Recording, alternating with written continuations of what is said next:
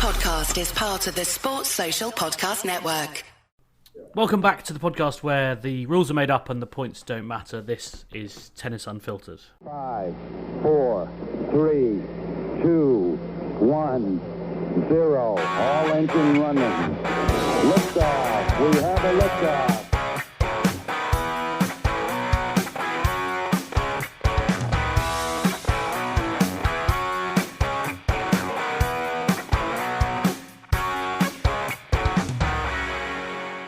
I'm James Gray of iNews.co.uk and the iNewspaper. We've got no George Belshaw this week, which may cause at least two of you to switch off immediately, but sorry, George's mum, we just couldn't get him this week. But we do still have Calvin Betton, who's dialing in from the sleepiest part of France I think he's maybe ever visited, and we'll have, I'm delighted to say, the American view on things a little bit later on with Myles David from Tuned into Tennis. But it'll just be me and Calvin for the first half. Calvin, just tell me the exact corner of France you found yourself in? It is Saint-Brieuc, which geographically is, I think it's directly under Exeter. If you take where Exeter is and go straight down, you'll find Saint-Brieuc over a bit of sea. I see. It's bizarrely, we flew into Nantes, which is the nearest airport, and it's a 4-hour train from Nantes. And I remember saying to everybody I was speaking to over the weekend, like, I don't know anywhere in the UK where you could that is 4 hours train from the nearest airport. That I guarantee you there isn't anywhere. But then it became apparent why that is, because for the first 2 hours on the train, we were going away from Saint-Brieuc, and then you get another train. You have to get a train to Rennes, but it goes the wrong way to Rennes, and then the train from Rennes to Saint-Brieuc is about an hour, which does make sense. But so it's an interesting train network they have in this part of France. Well, you're there now. Luke playing just doubles again. What level is this tournament? Challenger? This is a Challenger 70, I think, and then they play a Challenger 100 next week. Very good. Well, best of luck as always. And of course, you're juggling two players at the moment with Henry Patton as well, going well out in the States. Now, I saw quite interestingly, they picked up a pretty big scalp in Phoenix, beating the top seeds and former world numbers one, Joe Salisbury and Rajiv Ram. They actually beat three former world number ones because they beat Nicolas Mahut and John Peers in the round before that as well. Very good. So, and I think I don't know whether John Peers beat world number one. He's won a Grand Slam before. They had a good first couple of weeks, and then again the doubles scoring system, they fell on the wrong side of that in the semi-final again, unfortunately. So they've come across Jackson Witherow and Nathaniel Lamons, who I guess we may end up with a few more US listeners this week than normal, but I feel like they've sort of run into them a few times and that Witherow and Lamons have picked up a few results. They've only played them twice. They played them last year. They were one of the only teams to beat Henry and Julian on their run in the States last year. But Henry and Jules in that match was 6-1, 5-2, 40-30 up and lost, which was a bit of a sickener at the time and still is now. And then this week they were a set up again and should have been a breakup in the second set, but got somewhat robbed by a freak incident with Hawkeye. So you were saying before we came on, basically there was a glitch that turned it from doubles to singles just before a crucial point. Yeah, so when you do the Hawkeye, obviously the central system has to you have to change it from doubles to singles, because in singles the tram lines are out, obviously. So the match it had been fine. There had been some issues with the Hawkeye there throughout the week, in terms of there have been a lot of calls that a lot of the players and I watching it had thought, I'm not sure about that, which you never get with Hawkeye. But it was that so that was by the by. But then I think it was break point somewhere in the second set. I don't remember the exact score, maybe 3-all or something. And it was 30-40 with Jackson Witherow serving. And Julian had hit a lob return that landed a few inches inside the baseline, but in the tram lines. And Jackson was chasing back, but if he might have got a racket on it, he might have got it back, but it would have been an easy smash if it was. But the Hawkeye called it out. The umpire immediately corrected it and said replay the point. And what had happened is that somebody, and nobody knows who, or a glitch in the system had turned the Hawkeye from doubles to singles. So we had to have a replay the point, and then Jackson served service winner, I think, on the next point. And then they held from there, which was quite a big moment in the match. Yeah, and not mentally a very easy moment to deal with either, because it's anything that goes wrong in a big point is tough anyway, but that in particular seems... Well, it's, I think a lot of the times in big points and that kind of thing, and in big points with matches, it's subjective how much they actually affect situations. You can say that if a ball gets called out, it's not definitely the point doesn't definitely get won, and if the point does get won, it doesn't necessarily lead to anything in the match. But that was an instance where I would say in that circumstance they were 95% favourites to win the point, and that would have been a break. That would have been a set and a break. And as it happened, they lost the second set with one break. So it's the way the cookie crumbles. Where are they off to next? Are they maybe going home to do some laundry at some point? They won't get into. No, I don't think Henry has a home, so they won't be. They're actually staying in Phoenix. Their plan was to go to California, I think, to train, but the weather in California is pretty bad this week, I think. So they're staying in Phoenix to train for a week, and then Julian is playing a challenger in Mexico because Henry has one of his best friends is getting married, I think. So he's going to that, and then they'll team back up again in Houston in about 2 weeks' time for the 250. Very good. And yeah, as always, we enjoy having a dog in that particular fight. Now, Calvin, I've already been peppering you with questions, and you'll be delighted to know that our listeners have also got lots of questions for you. We will come on to Indian Wells, but first I wanted to get your thoughts on a couple of things that seem particularly appropriate this week. The first question comes from Jack Horowitz, who got in touch on Twitter. You can always get in touch with us on Twitter at @UnfilteredTennis. And he says, what are the best tournaments to go to on the continent for a visit from the UK? I'm thinking in terms of being in a nice location that's easy to get to, so maybe not Sunbrook. It needs to be nice enough on its own for me to persuade my fiancée to go there, seeing quality players, availability of tickets, and any other relevant factors that you can think of. What are your thoughts, Calvin?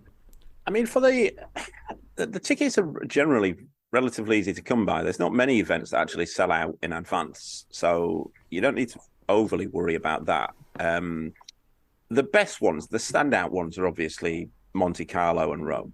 They're the key standouts. But then you've got other sort of options, like, you could say if you wanted to come to Wimbledon's obviously a great tournament to come to if you've not been to it, but then get here maybe a week early and do Eastbourne and Queens or something like that. The tournaments in general on the men's side, I can't speak for the women's because I haven't been to any of them personally, but I'm sure they have some excellent events as well, and some of them are joint events. The tournaments, the 250s, the 500s, and the 1000s in general are well put together. I always prefer going to the tournaments that are in real tennis places where you can get where I particularly enjoyed Delray Beach. I know it's not in Europe, but it just felt like a real tennis town. The people who were watching had a real love for tennis. They were there to watch tennis. They weren't there on a lot of the tournaments you go to. There, you can tell most of the people. I think Wimbledon falls into this. There are a lot of people who are there for corporate events, and there's a little bit of sport going on in the background. So anything in sort of Italy, Germany, Spain, Portugal, those types of places, you've got real tennis people. They really enjoy watching tennis, and they all have a different feel. So I would say that, the obvious ones are Monte Carlo and Rome. But any of the 250s that you can find, if you try and get them in advance, you'll get tickets, and they're all worth going to. Yeah. The ones that I was going to say, Rome, everyone has very, very great things to say about Rome. A rogue one that might kind of appeal, depending on Jack, your fiance's taste, is, I know we slag it off a lot on the podcast, but Gstaad. I've had multiple people come up to me in the last 6 months and say, a tournament you should really go to just to go to the town and enjoy a place is Gstaad. And it doesn't get a bad entry list, really. I mean, it varies year to year, but there are a few decent players who go and play it, Casper Ruud notably being one of them, and goodness knows he needs a win at the moment. But, I mean, Rome, I think the reason Rome is such a standout is, A, obviously because Rome is a great place, but also the tennis venue is one of the most beautiful. Like, it's just so atmospheric and incredible. So that would be my recommendation as well. I also hear a lot of very good things about Madrid as a tournament. People like that a lot. I mean, clearly clay is the answer, but then that's Europe. I think is Gstaad the one that's in the mountains as well? It's just it's in Switzerland. Yeah. I mean, there's actually a new one, a tournament that's in a few weeks, probably a bit late now, starting in a place called Banja Luka, which I think is in Herzegovina, maybe. But apparently it's quite difficult to get to. But everyone I spoke to said it's a beautiful part of the world. Yeah, it is the second largest city in Bosnia and Herzegovina. It does, from my very brief Googling of pictures, it does look pretty amazing. So that would be special and rogue, and I like going to rogue places. I think as well, a lot of these places, if you're going to go to them, there's challenges often on around them, and challenges are definitely worth going as a sort of precursor. I mean, I expect, strange as it is, like in France, they have a lot of challenges that are in, as we alluded to, their kind of sleepy little towns. But it's because of that, it's the big thing that happens in the town in that year. They have a tennis tournament on, so you'll get fairly decent crowds, and the standard's great, and the crowd get quite into it. Very good. Well, there you go, Jack. There's a few holiday tips for you, and good luck convincing your fiance that you're there just because it's a nice city and there happens to be some tennis on. I've tried that one before and it doesn't work, I'm afraid, but good luck to you. We've also had a very long email from Ayush Bengani, who is a reasonably long time listener, I think, and has been in touch a few times before, but I'm not going to read all of it because there's lots of different things going on, and some of them are specifically pointed at George's sort of central beliefs, so I'm going to need him to defend those. But he says at the end, I've got a question for Calvin. After listening to quite a few old pods and some recent ones, I'm intrigued to know a bit more about John McEnroe. You felt his game was the best ever, the best peak reached by anyone. Let's say bigger than Federer. He was the biggest box office. Let's say bigger than Rafa. He was more controversial than Novak. You can conclude that he could have been the biggest tennis star ever. What went wrong with him? And also, was he what he was at the wrong time? Like, had he been there today with the above mixture of traits and the biggest star, would he have been sort of effortlessly sidelining the big three? Quite an interesting question. I don't think anything went wrong. He had a phenomenal career, and the norms of what made a great career, he was deemed one of the best ever at the time, because, you know, this was a time where, I guess at the time, we didn't judge careers by how many slams a person had won, because for one, a lot of people didn't play the Australian Open. I don't think McEnroe played the Australian Open. I don't know if he ever played it. He certainly, in fact, I know he did play because he got disqualified once. But I don't know. He didn't play regularly, so I don't think anything particularly went wrong per se. He would have had a longer career and won more, apart from that he just got bored. He was great friends with Bjorn Borg, and I think back then, if you read, I forget the name of the book that I read, but there's only a couple that's about their. I think would it be by someone called Stephen Tignor, who's, I believe, is a tennis writer. Is an American tennis writer, quite esteemed, I think. But he wrote an excellent book about it, about how much different the tour was, that there wasn't so many official tournaments, and basically the guys used to do a lot of exhibition type events, on carpet events, where they basically travel around the country, travel around America with a carpet court rolled up in the back of a lorry, and they just roll it out at big arenas around the country. And a lot of the tournaments, a lot of the sort of life on tour was that, and it was Borg and Garolaitis and Nastase, I guess, who were all McEnroe's friends per se. And there was definitely, I mean, I don't think it's a shock to say that the guys back then enjoyed the social side of it a lot more than what they do now. I always find it amazing how many pictures there are of Borg, McEnroe, and Garolaitis in and around the nightclubs in New York, being that there's only really 2 tournaments that go on in New York throughout the year. It was the US Open was there, and they used to have the end of year championships at Madison Square Garden. But Mac and Borg and Garolaitis seemed to spend a hell of a lot of time in New York, which at the time is understandable why. And then basically what happened is Borg retired when he was only, I think he was 24 or 26, and McEnroe just got bored. He just basically got bored of of life on the tour, and then he'd just take huge spells out. But he never really lost form. His greatest ever year was 1984, which was 3 years after Borg had retired. That was statistically the greatest ever year that anyone's ever had in tennis. I think he lost 3 times. Right. And one of those was the French Open final from 2 sets to love up to Lendl. And what was the second part of the question? Sorry. Well, I James. mean, if he had been around today, do you think he would have? I mean, it's a very hard question, and probably not a tennis question, but from a stardom perspective, would he have blown the other three out of the water? Would it have been McEnroe and the rest? It's a strange question in that he was around when tennis was in its peak, popularity-wise. So, and he was the big name of it. So it would more be a case of if they were around then, would they have been such bigger stars? I think it's not if he came now. He was. It's difficult to express it. I said the same last week with Agassi, but I would say McEnroe even more. He was absolute box office. If he was playing, and I remember my dad was a fairly big tennis fan, but if McEnroe was on, he would come home from work to watch it. My dad owned a car dealership, and if McEnroe was on in the afternoon, he would come home from work, and you'd say to him, "Why are you home from work?" He's like, "McEnroe's playing," and that's how it would be. And anyway, and there wasn't much tennis on TV, admittedly, at that time, but it was his command of. I mean, you see it with I guess with certain musicians as well, where they say you had to see them live, like the sort of constant.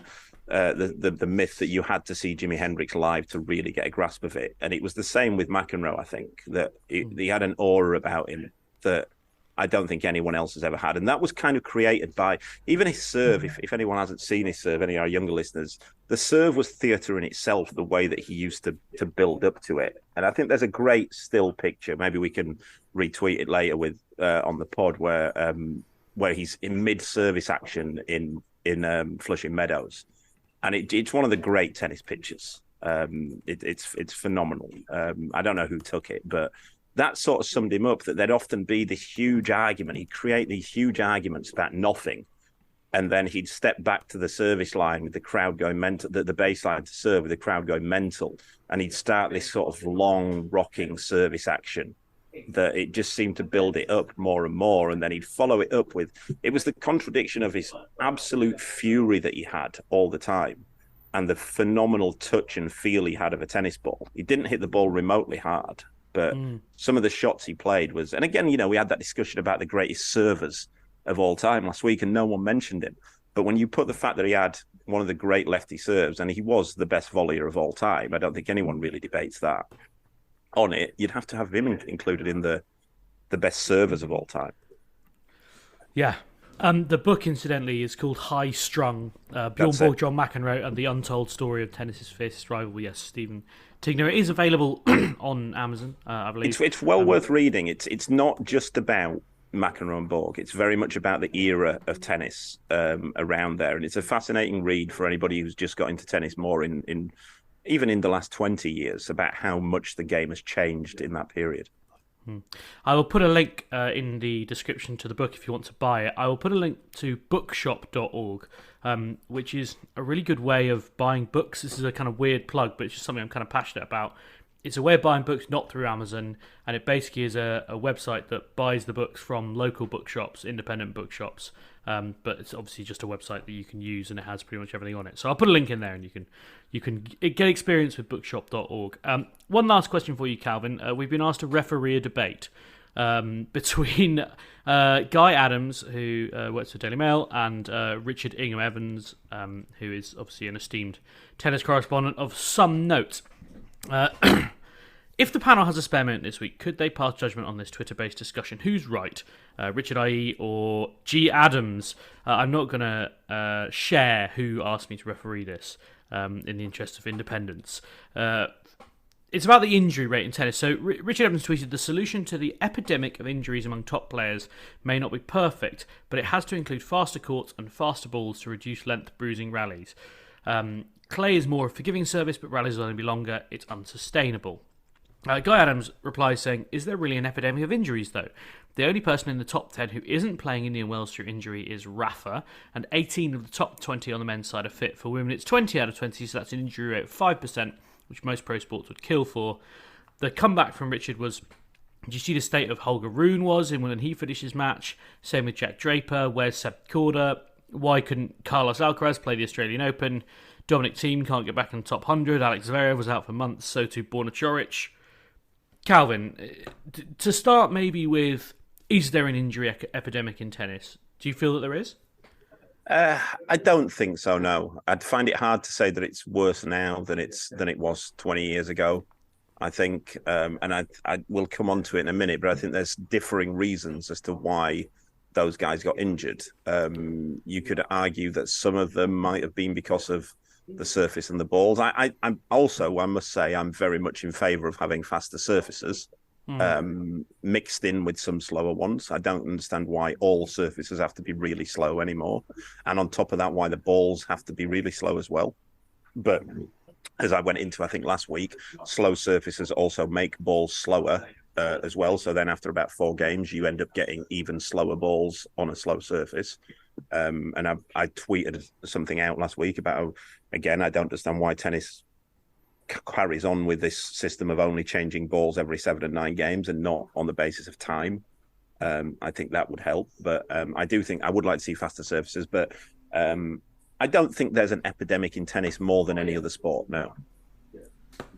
And so to that end, I mean, do you think that I'm trying to work out what I'm trying to say here?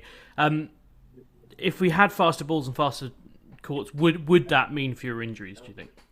I think you could argue, of the people that have listed, I've got them in front of me here, I think you can maybe argue that Dominic Thiem's injury was a wear and tear one. Having said that, he's definitely benefited from slower balls and slower surfaces. That's what he prefers. That's what he swings. He has huge swing on his backhand. So his career has been largely based on slower balls and surfaces. So similar to Del Potro, I would say, whose body basically broke down because of the way that he plays. You could say that their success was brought about, but injury was somewhat inevitable later down the line. Then that they wouldn't have had the success if they weren't going to get injured later down the line. Sadly, Del Potro's last injury was a complete freak, which ended his career. But Thiem, if without boring people with the biomechanics and that kind of thing, it was unlikely that he'd go his whole career without some wear and tear on his wrist with the way that he plays, which also makes me question greatly whether he can come back to the height of the game with his forehand, this new forehand he's got, because his forehand was so heavily based on the torque that he put through his wrist to get the heavy topspin that he did. I think also there's a bit of a sort of perception problem because tennis is an individual sport for a start. So it's not like football where if someone gets injured, you can replace them and the team still plays. It's like if someone got injured in a football team and you're like, okay, well, they can't play for 3 months. Now, if that happened, or you said if you've got more than 5 injuries, you can't play for 3 months, then you would say there's an injury epidemic. But because of the way tennis is, if your player gets injured, they're out. I think it's also because there are very few players at the top that it feels like there are more out, because when you lose 1 or 2 big ones, it feels like an epidemic because they are such a large percentage of the stardom of the sport. So I'm kind of with you. I don't think there's an epidemic of injuries particularly. I do think there's too much tennis played, but that's a wider debate. It's also, I think, as well, that by the nature of tennis, in that, as we spoke about many times, that being tall helps you be successful at tennis. Yeah. And tall athletes in general tend to get injured a lot more than shorter athletes in general, or mid-sized athletes in general. If you look at if you go down the list of greatest NBA players and you look at the guys who've been up towards 7 foot, they have shorter careers just because being able to put the demands of athletics and sport through a tall body doesn't equate to a long career and doesn't equate to not getting injured very often. And you look at some of the players that we're talking about, like we're talking about Jack Draper, is a very tall lad. So I think it probably will be an ongoing thing where I'm not saying he will constantly be injury prone. I'm sure that it will get reduced, but I think he will, throughout his career, he will have more niggles than what other players have. Yeah.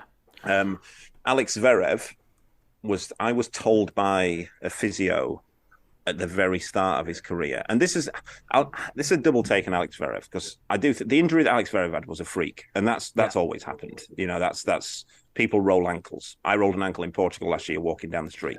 So people do roll ankles. That wasn't wear and tear or through too much tennis or anything like that. But I was also told that Alex Zverev had the worst body type for a sport such as tennis in terms of getting injuries. So I expect he will get more injuries in that he's very tall and he's very skinny. Yeah.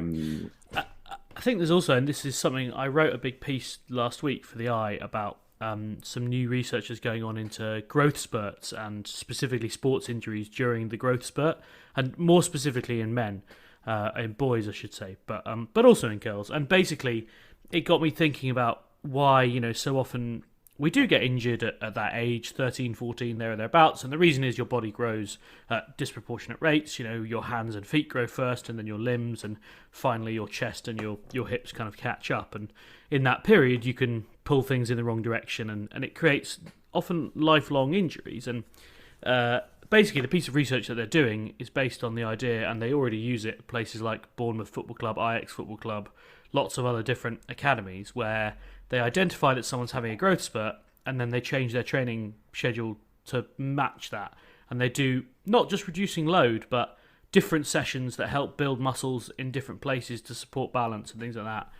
And it strikes me that, I'm sure some of that knowledge exists in tennis already, but it does strike me that when you are 13, 14, 15, you're already playing a lot of tennis, and you're already playing at quite a sort of serious level. Like, if you've not played tennis at a serious level by the age of 16, 17, you're never going to be a pro, right? Yeah. I guess, Henry, to be fair, was only playing tennis twice a week when he was 16.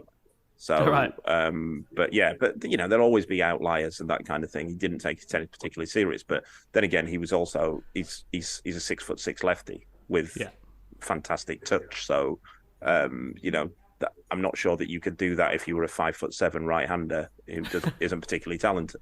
But yeah, the one thing I do find interesting about this whole injury debate is the increase.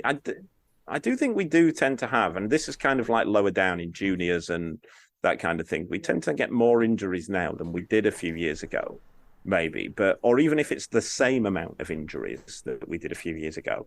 But there's been this great increase in the injury prevention industry with physios, and warm-ups now go on for 45 minutes. I see in some of these junior squads. And I remember I had a conversation with Matt Little, who's Andy Murray's fitness trainer. And he was saying it just baffles him as well how he'll go and watch, say, an under-12s training squad, and they're warming up for 30 minutes, 45 minutes. And he said that you don't need to be warming up for that long. And I see it now. I see it even at the best tournaments I go to. I see like guys going and warming up for an hour before they're going to hit any balls. And, I still don't see, I've not played tennis in terms of the actual, the levels at this kind of thing, but I've played sport all my life, and relatively up until getting a bit older, I was completely injury free. And the warm-ups were always sort of 15 minutes. You can do everything. You can be warm and ready to compete after 15 minutes. But we've seen this increase. And I do often question, is there any point doing all the injury prevention that they do when players still seem to get injured quite a lot? Yeah, something to think about. Probably something for people with more knowledge than us to spend 5 years working out the answer to as well. But hopefully that vaguely referees your debate, Guy, and you got the result that you wanted. Oh, whoops, I've let slip who asked us to referee it. Well, never mind. That's what happens when you pull in an independent observer. Right, we should probably move on to some actual tennis, because there's been a fair bit going on. It was the Indian Wells final last night. We're recording this on Monday lunchtime. It was incredibly one-sided. We're going to talk about the ATP. We're going to talk a bit more about WTA with Myles a bit later on. Daniil Medvedev was chasing a 20th straight win and a 4th straight tournament win across 3 continents, but he was downed by Carlos Alcaraz, who returns to world number 1, who wins the Indian Wells title for the first time. He becomes only the second man to win 3 Masters 1000 titles while still a teenager. The first one, some of you will be screaming the name out at home, was of course Rafael Nadal. Calvin, it was a very disappointing final just in terms of the scoreline, I suppose. I think it was only an hour and 11 minutes or something similar, or an hour and 12 minutes, I should say. One of those days when Medvedev didn't play very well and Carlos Alcaraz did play quite well, but in the grand scheme of things, it's probably quite a good result for tennis, isn't it? Yeah, I think so. It's it leaves a bit open as to what would happen if they played on a quicker court. I think Medvedev would be definitely more into it on a quicker court. It's strange that he seemed to thoroughly hate his couple of weeks in Indian Wells this week and made the final. Yeah. I quite enjoyed his rants. I mean, he's getting very, very Jose Mourinho, isn't he? Like in the way that I think he's even starting to sound a bit like him as well, like the way that he talks. But yeah, he's great. He's great box office, isn't he? But yeah, I'd not seen the final because it was I'd actually been up since 4:00 yesterday morning UK time to catch a flight to France, so I didn't see it. I've seen clips of it and that kind of thing, but. Yeah, I think probably for tennis, it's probably slightly better that Alcaraz wins it, and then I'd like to see him play again, like maybe next week in Miami, if they both play it. It's funny you say sounds like Jose Mourinho. I think he definitely does, because the Portuguese language, as you know, it's a very strange sounding language. It's written a lot like Spanish, but it sounds like Spanish with a Russian accent. I've just come back from Portugal, which is part of the reason it's fresh in my mind. But yeah, maybe Daniil Medvedev and Jose Mourinho make a good double act. Like, sort of Jose Mourinho and Medvedev as his assistant manager, I think, would be quite funny. I'd get behind that. But yeah, as you say, it's quite intriguing now to see where we're at. I mean, we're not going to get Djokovic in Miami. We know that now. His efforts to get an exemption from the US government have fallen on deaf ears. But we presumably are going to get both of them. Alcaraz is the defending champion in Miami, and I think has to win in Miami in order to retain world number one status. But obviously, the number one situation is weird, because I don't think any of us think that Carlos Alcaraz is world number one at the moment. Is that fair? I mean, I'd say he's probably joint with Djokovic at the minute. I've seen nothing purely within the last year of tennis since exactly a year ago. So Miami a year ago. I haven't seen anything that makes me think that Djokovic is better than Alcaraz right now. In that regard. So, I think that if you look at their records, I think they're pretty similar. Djokovic he's won 2 slams. Alcaraz won 1, but he didn't play one of them.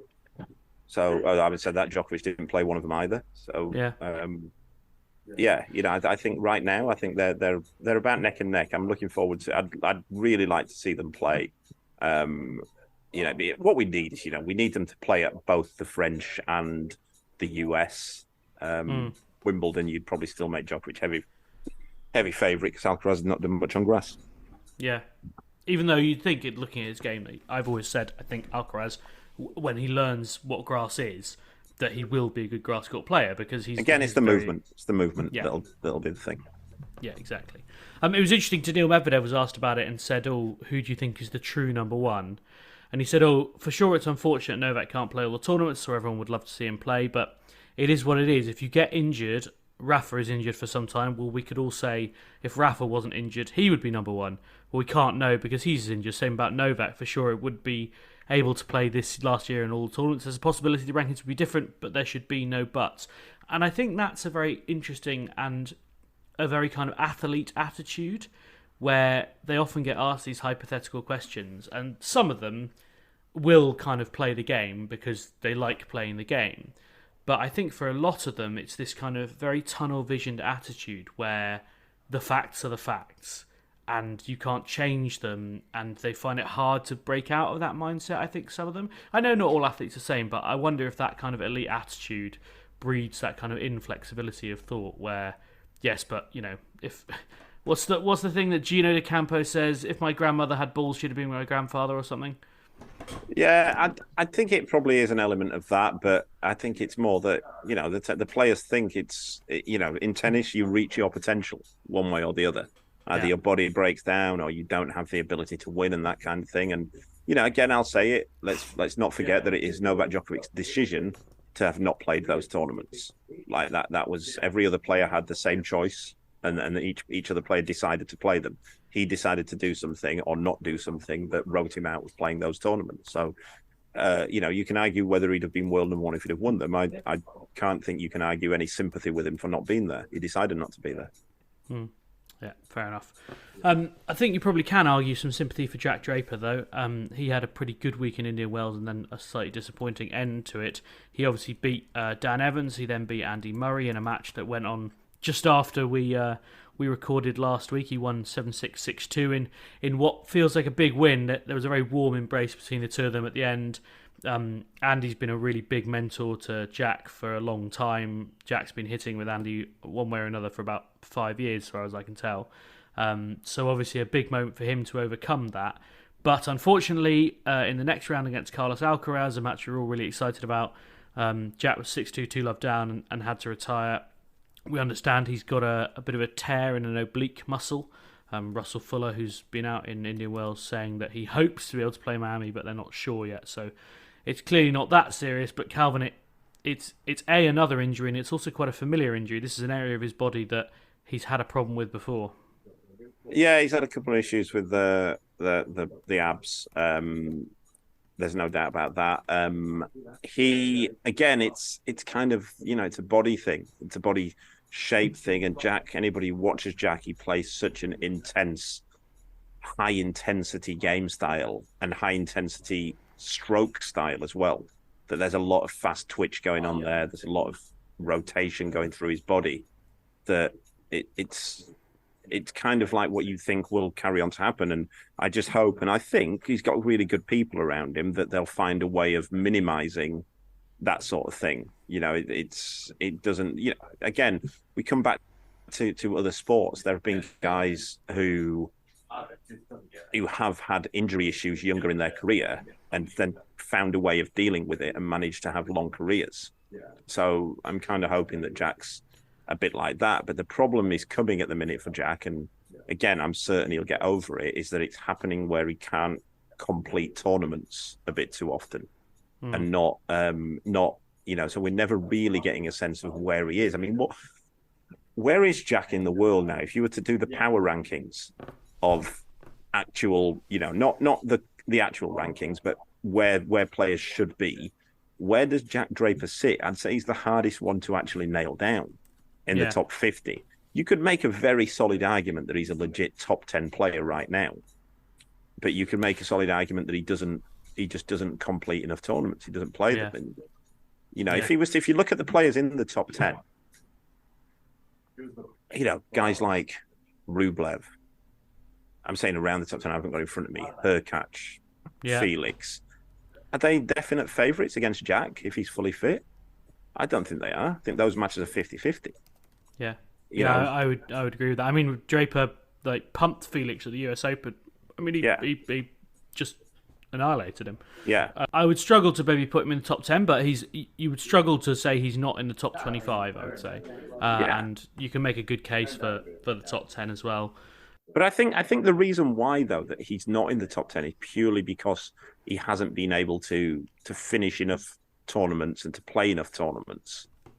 Like, you can't argue that. If we'd have a lot better idea if he'd played a schedule that is as regular as, say, Felix Auger-Aliassime. Yeah. How tough is it? I mean, you've obviously worked with lots of players over the years and guys who've had injuries, but when it's not a chronic injury, so it's not like this is the thing that we're working against, when it's lots of different injuries and you're not necessarily sure why they're all happening, I mean, psychologically, that must be as tough as it can be for a player. It can be frustrating. It can be really frustrating. What the key that you need, what players need is a proper good physio who is aware of the world of sport. Because you get too many physios around, and this is not just my opinion. This is opinion of players once they've got further on in their career, of other coaches, of strength and conditioning coaches, sporting directors, where physios will always, if they're not aware of sport, they'll always err way, way, way on the side of caution.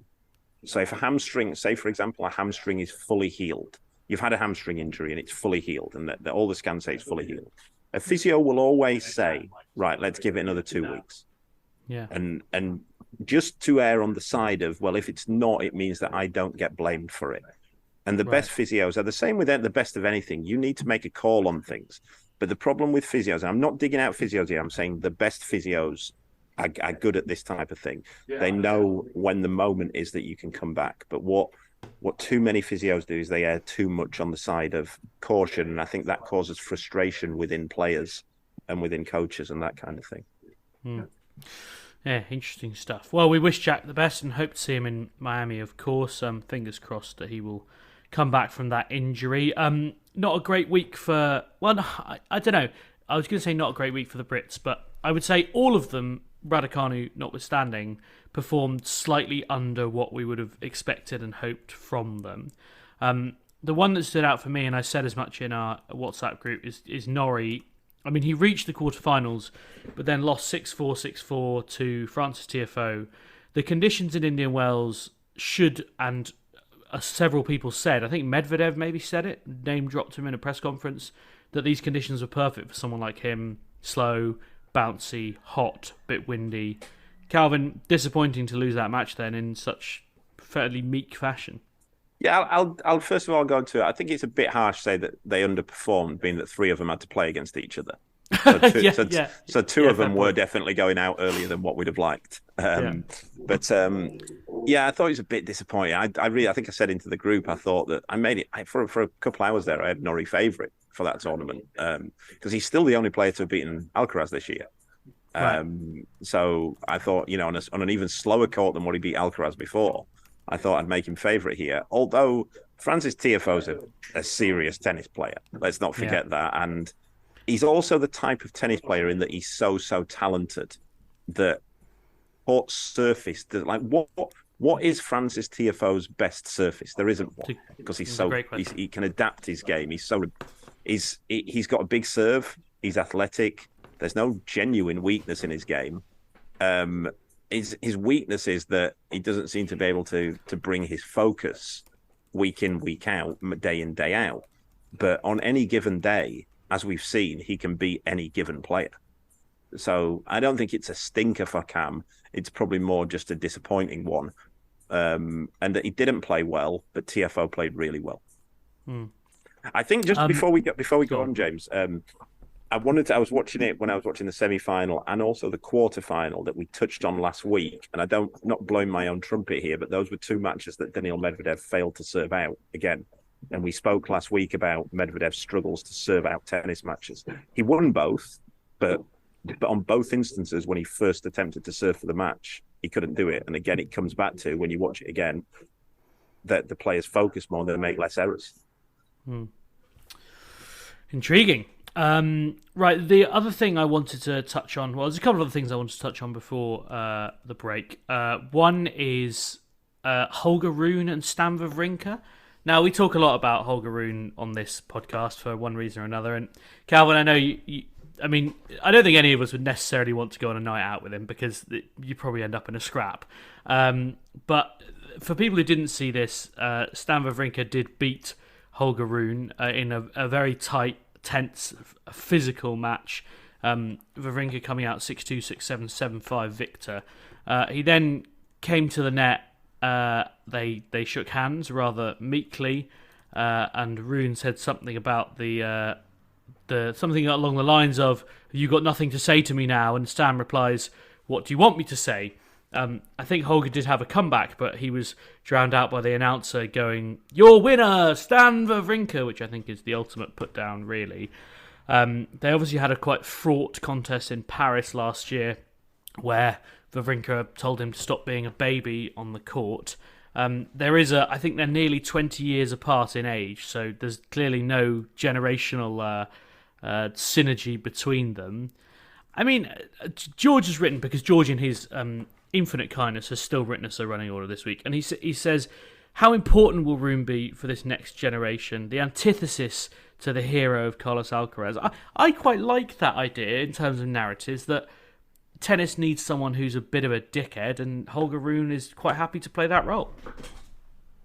Kind of. When you look at the people who are like that, though, and we come back to McEnroe, they divide opinion on the best players who do that. You had people who loved McEnroe. Like my dad loved McEnroe. You had people who hated him. I was in Delray, one of our drivers in Delray absolutely hated him, but loved Jimmy Connors, who my dad absolutely hated. And they divide opinion. I'm not sure who loves Holger Rune. I think that's harsh.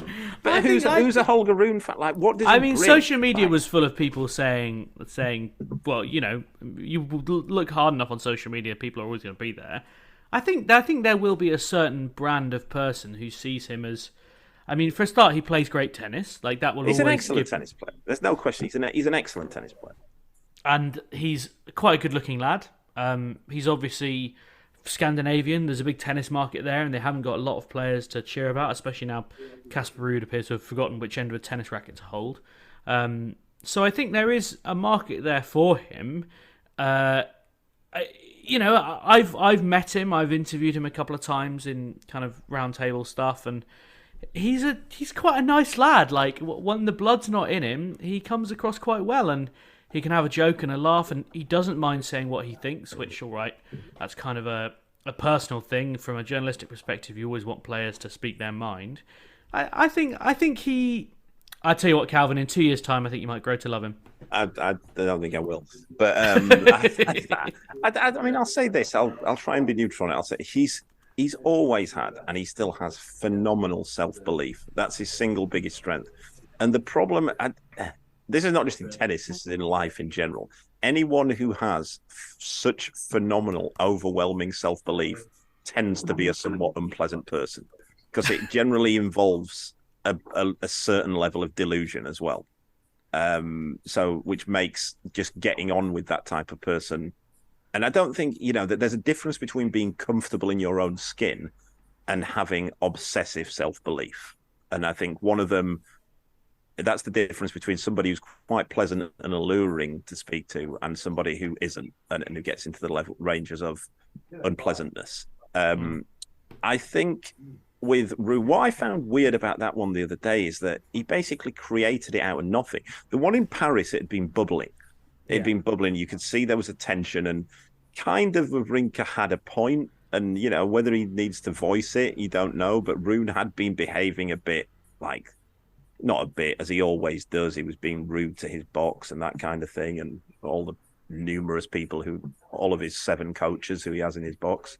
But I think the other day, I don't really know what point Rune was making, being that he was somewhere between injured and tanked to the end of the match. So, and to be fair to Wawrinka, you said it was like a meek handshake, but it's fair. Wawrinka shook his hand and he said, "Are you okay?" And I think there was it was kind of one of those that it's not, I don't overly care, but I'm just making sure that, you're not seriously injured. Yeah. And then that bit was fine. And then Rune decided to start this argument. And it's what would Wawrinka say to him, being that he tanked the end of it? I mean, Wawrinka could have come back going, "No, I'm not going to say anything because you tanked the last 10 minutes of the match." Yeah. Like, what would he say? It was just sort of petulance, wasn't it? It just that kind of, pure petulance, quite frankly. And then you had Kyrgios coming back going, I mean, the one person you don't have on your side in this kind of debate is Nick Kyrgios. He's just an idiot. And ironically, Kyrgios seems to also hate Stan Wawrinka. But again, I guess it comes down to what you like, where you said neither of us would like a night out with Holger Rune. I understand a night out with Stan Wawrinka can be quite good fun. Fru McMillan has something to say about that, I'm sure. He's in the gang, yeah. Yeah, no doubt. Right, just finally, before I let Calvin go and do his actual job, we should talk about Emma Raducanu. Last week we were recording just before her match against Beatrice Haddad-Maia, so we couldn't say anything about it, which for one particular listener who had a go, quite frankly, saying that we didn't say enough positive things about Raducanu's win over Haddad-Maia. It's very difficult for us to commentate on matches that haven't taken place yet, I'm afraid. So we'll do our best in the future. She confirmed, as we discussed last week, that she's not going to play the Billie Jean King Cup, which was not a surprise given what's kind of been going on. There's been a lot of confusion about that, and it's been written in lots of places elsewhere, so you can probably read it. I'll put a link to the best thing to read on that. But I want to talk about the tennis, really, because I watched that Haddad-Maia match, and I think I said in the group, look, this is the most I've enjoyed watching a tennis match in a while, because essentially she was stepping inside the baseline and hitting winners, or trying to hit winners, hitting winning shots, because the conditions were such that it was quite tough to hit many clean winners. Do you think, Calvin, that is when Emma Raducanu plays her best tennis, when she does step inside the baseline, take the ball early and try and be the aggressor in rallies? I don't know about that, because I think eventually when she settles into competing regularly and all that business, I think the type of player she'll be will be an all-round player. I think she's very skilled. She doesn't have any particular weaknesses. She doesn't have any huge strengths other than a strength to her athleticism and her variety and dynamism. So I think when she plays her best tennis, I don't think it will be necessarily she's coming out and hitting winners or she's chasing, relentlessly hitting winners. She's not going to be a Rybakina or Sabalenka or that type of player. I think, it will.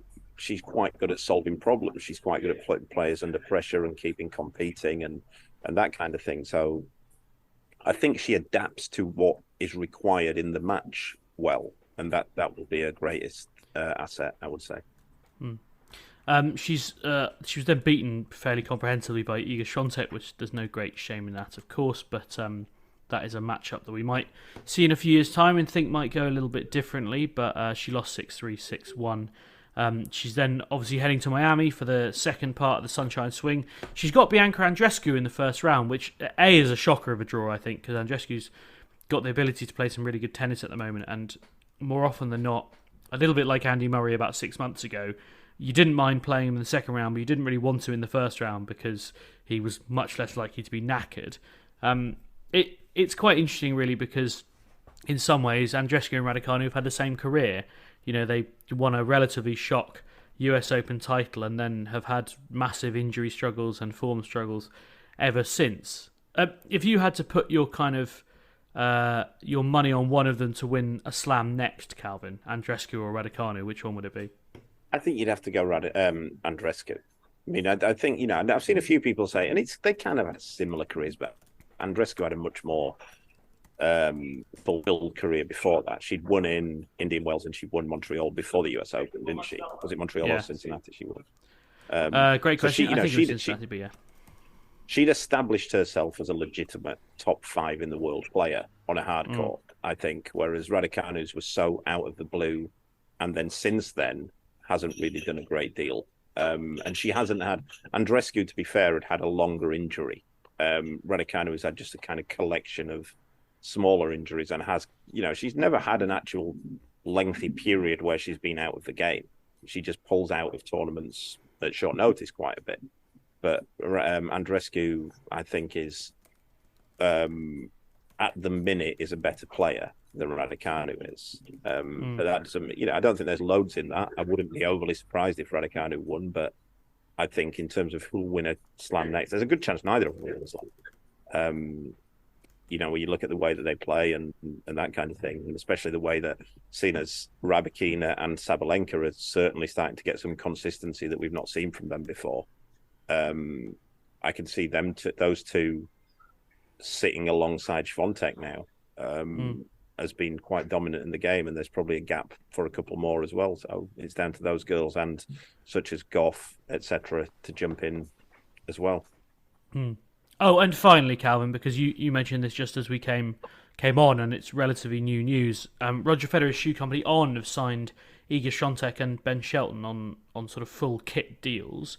Iga Świątek, easy to see why they would want to sign her, and I think it's also a sign of the fact that she has just done a deal with IMG, I believe, and has a new agent to try and build her global image, and that seems like a good way to do that. But Ben Shelton, people will probably be a bit surprised to see them connecting with him, won't they? Yeah, but again, I think it's a smart move. I'm not sure. They've probably got him on a good deal without being absolutely huge. And I think he's if we're looking at, say, top 20 in the world, I think he's as surefire for that as anybody, really. He needs to improve his net game. But he's got a huge serve. He's as athletic as anybody I've ever seen play the game. And he's I think what's more important for those companies, he's hugely marketable. He's a great lad. Looks like he's always having fun on the tennis court. And I think he'll bring crowds in. So I think they're smart deals, both of those, for Federer's company. Interesting stuff. Roger Federer set to make more money. Who would have thought it? That's all we've got time for with Calvin this week. I'll let you go and get hitting with Luke. Best of luck, as always. And after the break, I'll be back with Myles David of Tuned Into Tennis. Welcome back to Tennis Unfiltered with me, James Gray of iNews.co.uk and the iNewspaper. I've said goodbye to Calvin. He's off practicing this afternoon. I think he's actually fighting for a practice court, more importantly.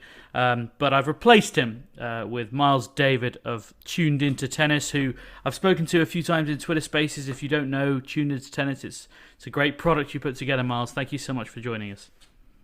Thanks, James. I appreciate that. It's really been a nice meeting of the tennis minds on Twitter Spaces, getting to know what you're doing with your brand, and yeah, like I said, it's good to be here, and thanks for inviting me.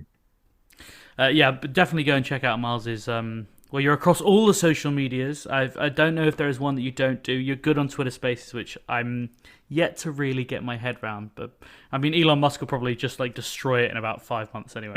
So. Twitter, like for the past couple of months or so, has just been ever changing with that whole Elon Musk situation. But we are tuned into tennis is very active on Twitter and Instagram and trying to get with the Generation Z kids. Is it Generation Z? Yeah. On TikTok. I think that on TikTok, yeah. Yeah. Well, so it's funny because we just started doing some TikTok at work, and the day after we had our big right, we're going to go for this meeting, the UK government announced they're going to ban TikTok on all government phones because of the Chinese links. So there's quite a genuine risk that they might ban TikTok in the UK. But anyway, that's largely not what we're here to talk about. Myles, I kind of sent you a few bits and pieces over, and I something I said to Calvin earlier, and I wanted to kind of put to you as a starting point this week. After what's been a pretty good Indian Wells tournament, I think is I wonder whether this past week proves that actually both the men's and the women's game are in a pretty good place at the moment. There's two of the top guys fighting for a final. Djokovic and Nadal to be put back into that mix. Swiatek, Rybakina, Sabalenka kind of creating this quite good three-way battle at the top of the game. It feels like a really optimistic time to be following tennis.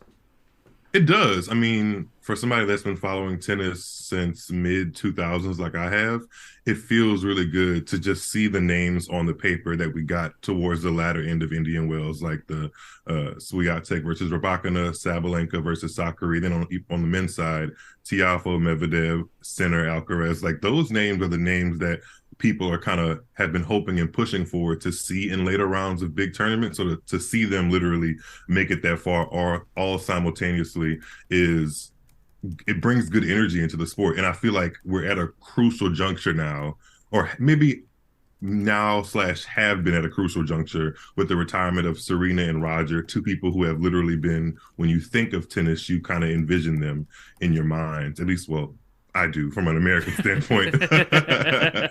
It's good to see some more American stand-up just to stay on that American perspective and just to see really good tennis happening in America. It's really nice. What do you think? I mean, we talked a lot about the ATP draw with Calvin. I wanted to kind of look at what happened in that women's tournament. I mean, specifically the final, to get that rerun of the Australian Open final is obviously fascinating. Even more so to get it with the result going the other way. And what do you think changed between what happened in Melbourne and what happened on Sunday? I think that was a really good rematch, and it's always good. Well, maybe I shouldn't say always, but for me, there hasn't been a women's single basically rewind of an Australian Open final since 2012, which is over 10 years ago. Sharapova and Azarenka did it. Yeah. Isn't that something? That's a hell of a stat, Craig. Yeah. And those two had a pretty decent rivalry just that year, went on to play a couple more times. And every time they played, it was kind of like, let's sit down and watch what they're going to bring to the table. So if that's any good omen for Rybakina and Sabalenka, they're doing pretty good.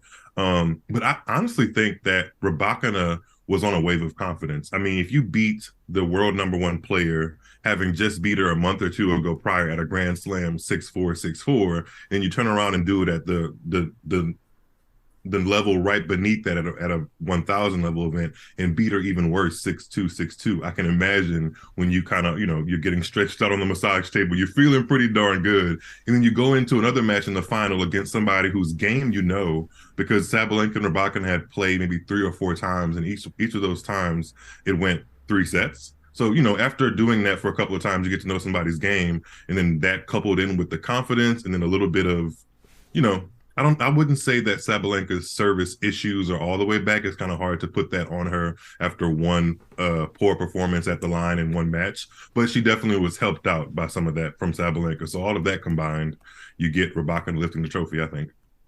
Yeah, I think it's that thing, isn't it?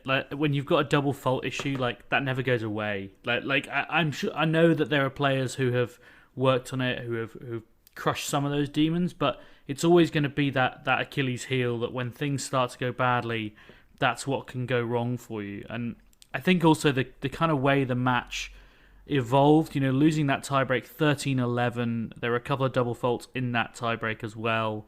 Sabalenka obviously had a few set points. Like, psychologically, I think it's so hard to go into that tiebreak, play that set and lose it. And even having beaten her in the Australian Open final, to do that and then come out, go off to the toilet and then come out and try and reset, I think that's so hard. And I've been really impressed by Aryna Sabalenka, her ability to come back from those setbacks. Like, I think probably 2 or 3 years ago, she'd lost that second set like 6-1, or 6-love. Like, she would have just completely gone. And maybe that's a slight improvement that, she got broken first game of that second set, but then she had break points. And I think Rybakina's second service game, she had opportunities to fight her way back into the match. Now, it's hard to praise someone for not winning a match, but I do think she is slowly working her way into a more consistent player.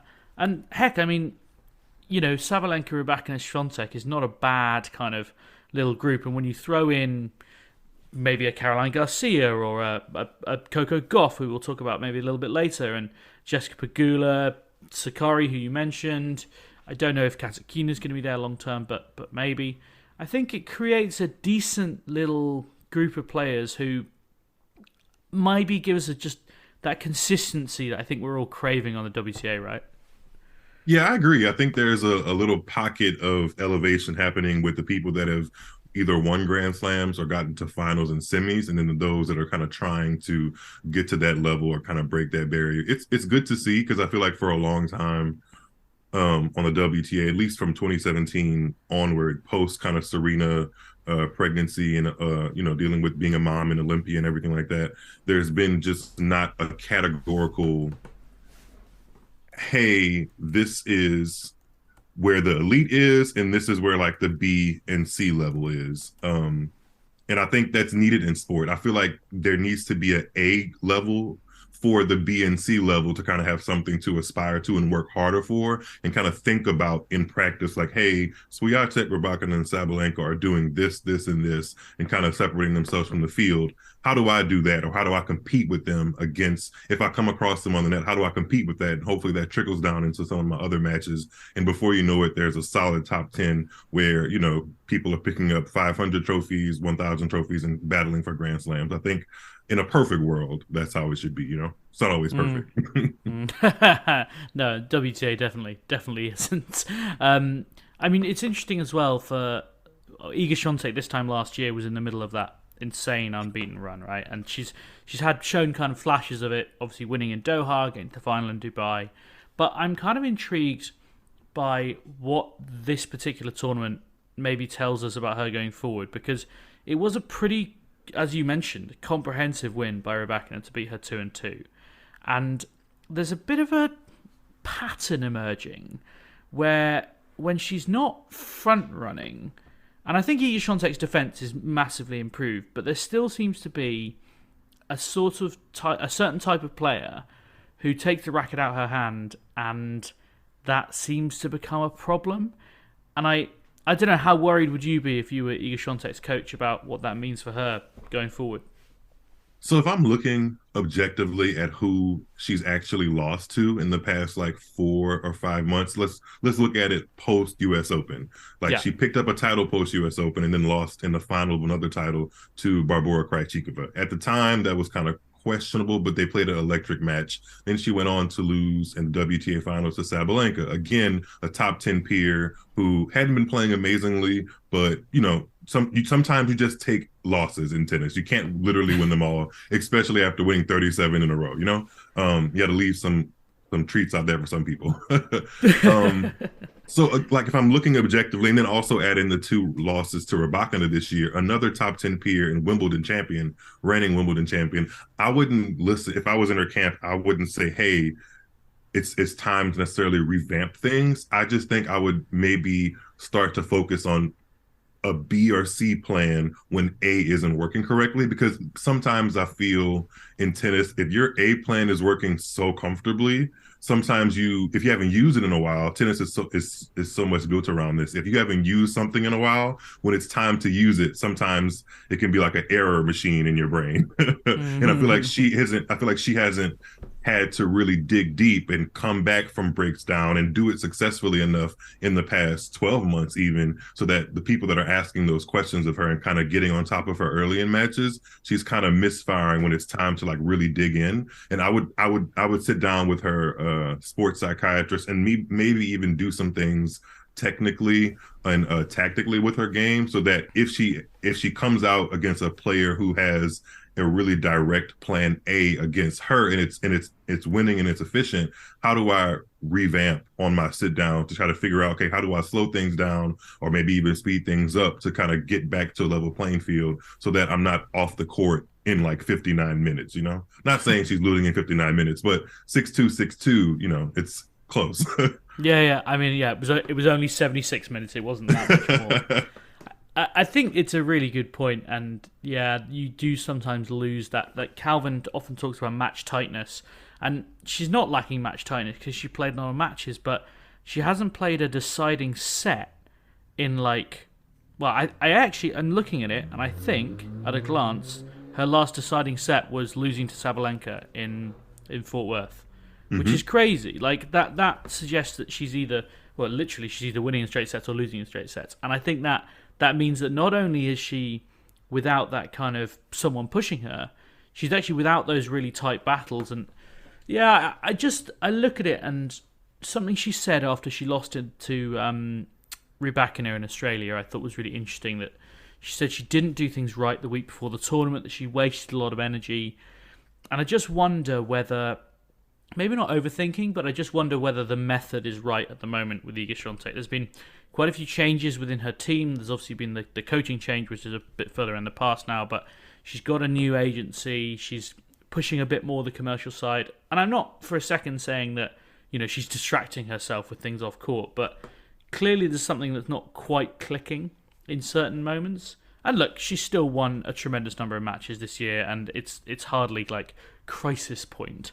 Yeah. But you know, if there are a couple of women who start to play really consistent power tennis, and you know, looking at the top 20, there are a few who could. Like, I think Beatrice Haddad-Maia would be quite a difficult match for Swiatek at the moment. I think she actually has beaten her not that long ago as well. And yeah, as I said, Sabalenka, Garcia maybe if she can kind of refine a bit of that US Open form. So I think it'll be an intriguing couple of months. But I love that. I love, like, she's 21, right? And she's already like she's already like one of the best players of the era. But from what we know of her, I think she's such a competitor that she's not going to go away. I agree. I don't think she's necessarily the kind of person who gets put her head in the sand. And even if she does do that, which is a completely normal thing, she's not going to stay there, you know? But I do think this set of situations is so much better than her winning everything she touches. Personally, I think that sucks a little bit of the fun and expectancy out of competition in matches and in tournaments. So I'd rather her try to seem like she's figuring something out in real time against her opponents, instead of just kind of going on the opponent and it being an aforementioned W next to her name, and just it all kind of be, you know, pleasantries and topspin forehands and just, you know, just kind of, you know, milking it out there instead of actual real competition and trying to best the opponent across from you on the net, across the net from you that day. So I like it. And again, that's what we want to see. I mean, it's not like like you said before, it's not time to press the panic button. I don't believe she's losing the #1 ranking anytime soon in the next 3 months or so. She does have quite a few points to defend. Like, she's defending champion in Rome, Roland Garros, even a tournament before that in Stuttgart. So there's a pocket and a window where she would want to try her best. But ultimately, even in this tournament alone, she's defending champion in Indian Wells and got back to the semis. That's if you slice it up, that's not terrible. So I think the losses, the specific type of losses, are concerning a bit. But who she's losing to are majority her top 10 peers and former Grand Slam champions, and they have pretty good pedigree to themselves. So I like this little juncture that we're kind of splitting apart from the other people in the WTA. I like it.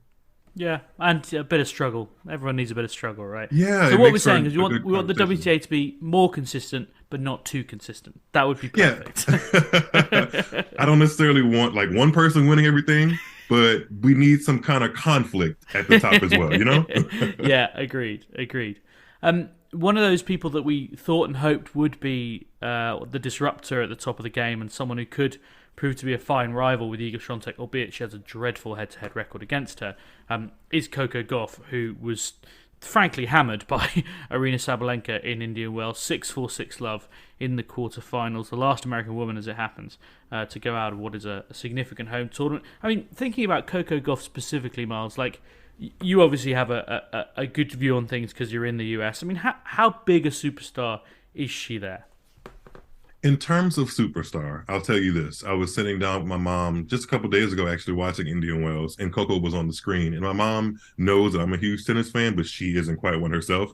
And I didn't even have to introduce Coco to her. She was like, "Oh, is that Coco?" So from that perspective, I think Coco is doing great as far as recognizing, people recognizing her superstar and what she could bring to this next era of tennis. That's great. But I do think it is. She's not quite there yet, but she's approaching a time to kind of really start looking at fixing some things in her game before they get too baked in.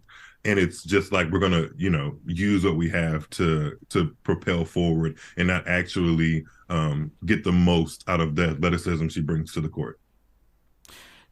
Do you think that's something that needs to be done with like a new voice, or do you think that actually the team around her is so tight knit that that's all right?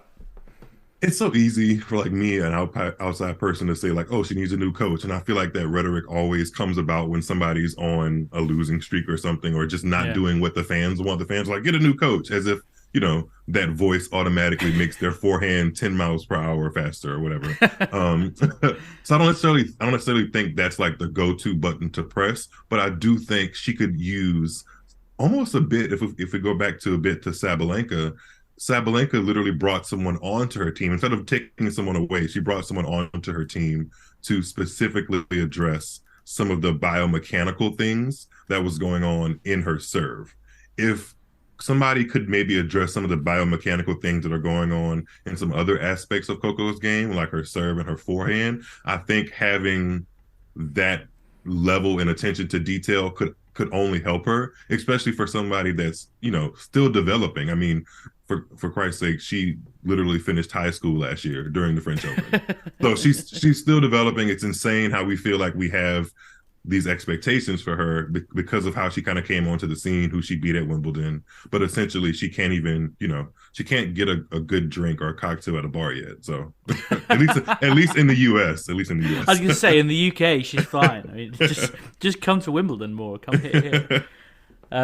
It's interesting because we've actually had a few like pushbacks from listeners saying, "Why are you so convinced Coco Gauff is going to be a megastar?" And like part of it is that it's the WTA, and a lot of different people can win a Grand Slam.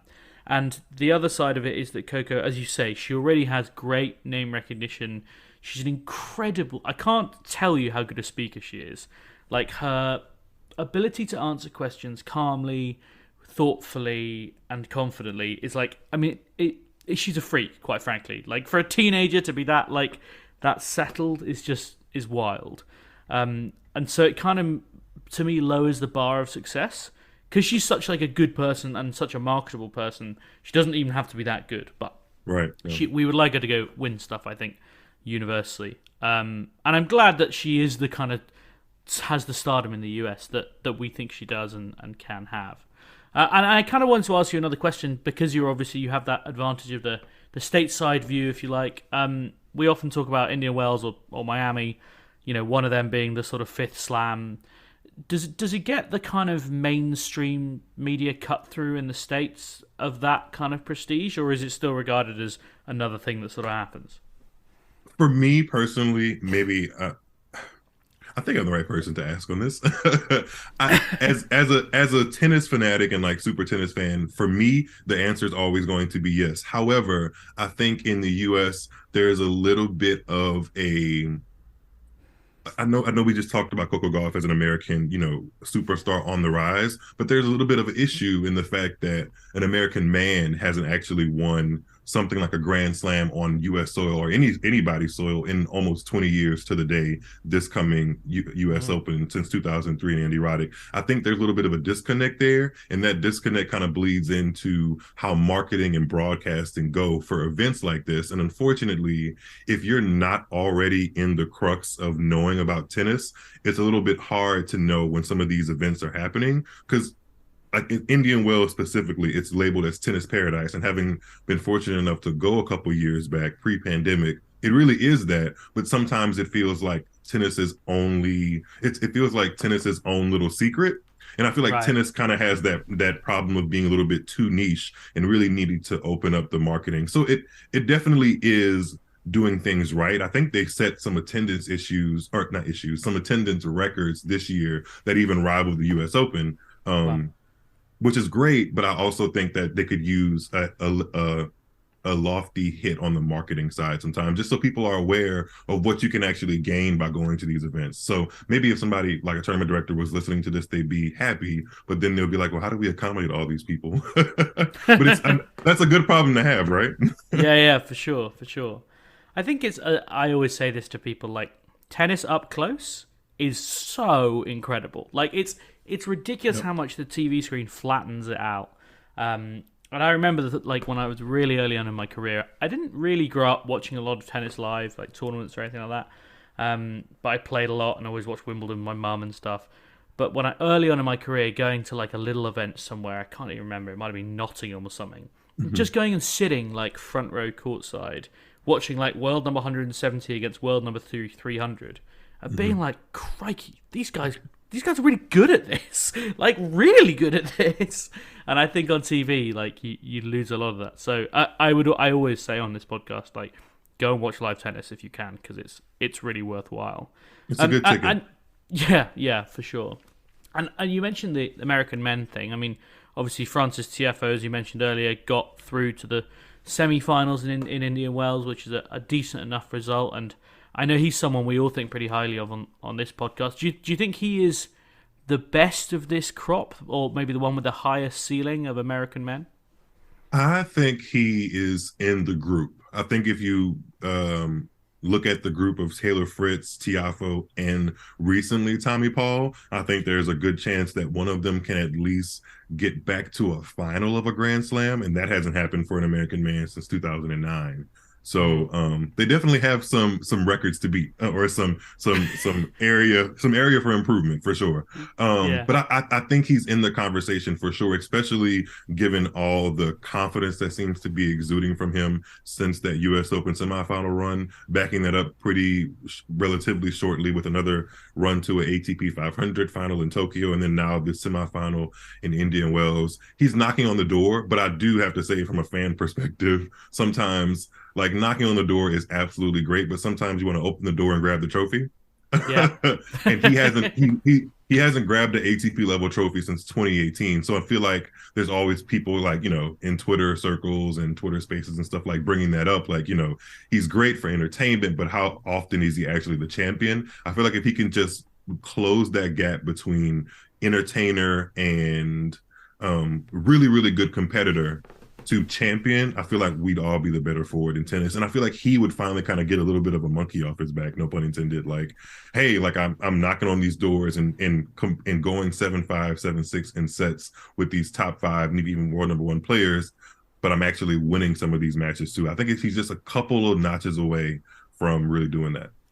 I mean, look, he was like a couple of points away from a US Open final. And actually what I really loved about that semi against Carlos Alcaraz, I was courtside for that, and afterwards, when he was just like, there was no like, oh my god, what an incredible experience this was, I love being here. He was like gutted, and he was like, I feel like I should have won this tournament, and I absolutely love that, because he has so much hunger. And sometimes you see these guys and like the great entertainers of the sport, naming no Kyrgios names, who sometimes do seem a little bit happy just to go out there and have a good time and win a few matches, and if they don't win the tournament, c'est la vie.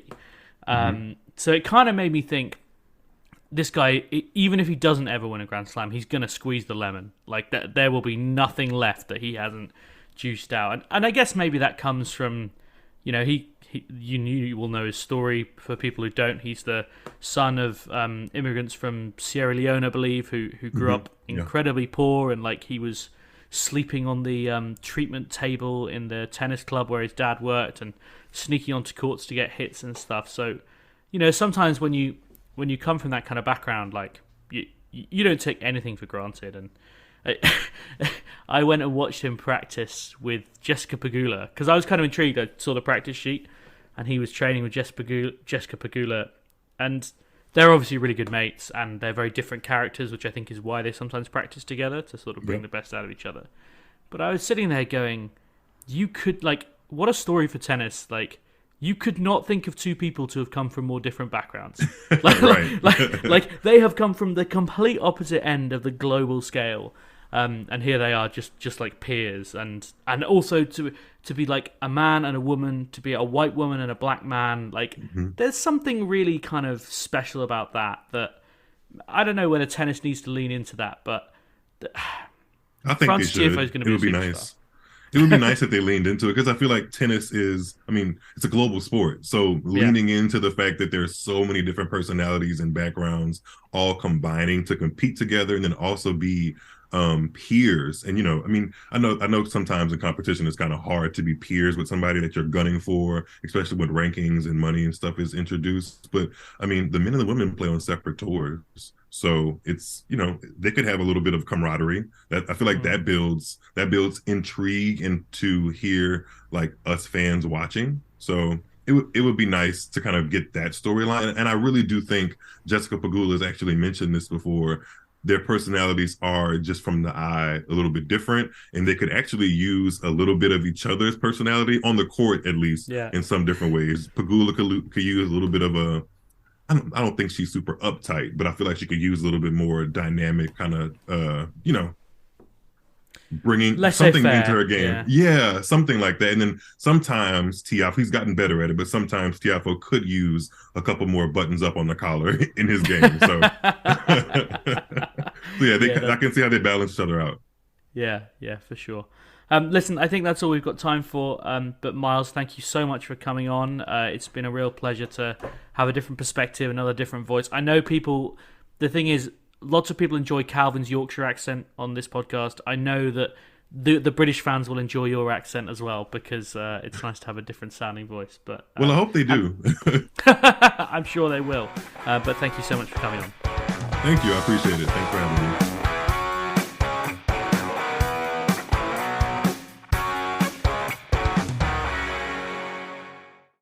Sports Social Podcast Network.